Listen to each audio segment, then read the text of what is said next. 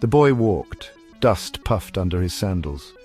He clutched his bag of brushes. He was going to a new village, a village where people might appreciate his art. He had heard whispers, whispers of a grand temple, a temple in need of someone with nimble fingers, someone who could paint the paper screens with beautiful scenes. The sun beat down. The boy wiped sweat from his brow. He dreamed of cool water and a rice cake. He imagined painting dragons and heroes on the temple screens. Maybe this village would be different. He reached the village as the light began to fade. It was small, quiet, too quiet. He saw no one in the streets. He hoped it wasn't a bad sign.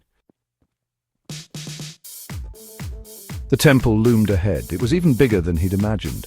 Large wooden doors were slightly ajar. Silence hung heavy in the air.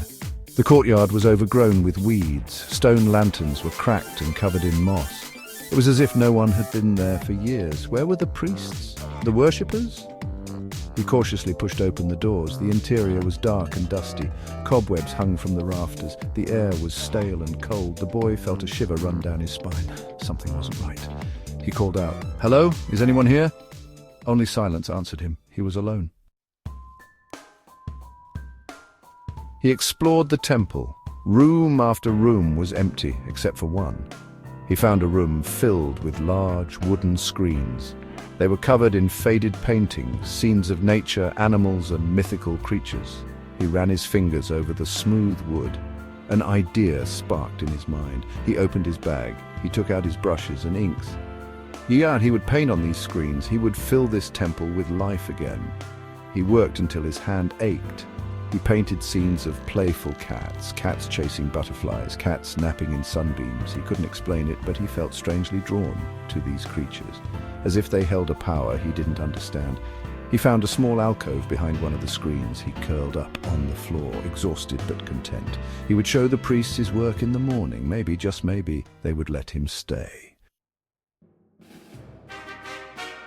The night was deep. The boy slept soundly, until a noise jolted him awake. It was a horrible sound, a screeching, scratching, growling noise. It seemed to come from everywhere and nowhere at once.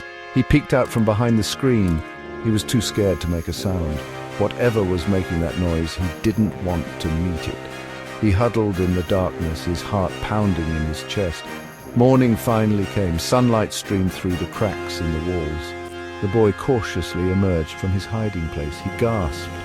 In the center of the room lay a creature he had never seen before. It was small and grotesque, like a hairless rat with glowing red eyes. It was dead.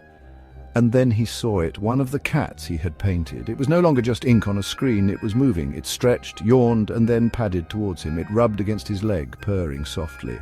He had brought his drawings to life. He had vanquished the creature with the power of his cats. The boy was no longer just a boy who drew cats. He was something more. He was a legend in the making.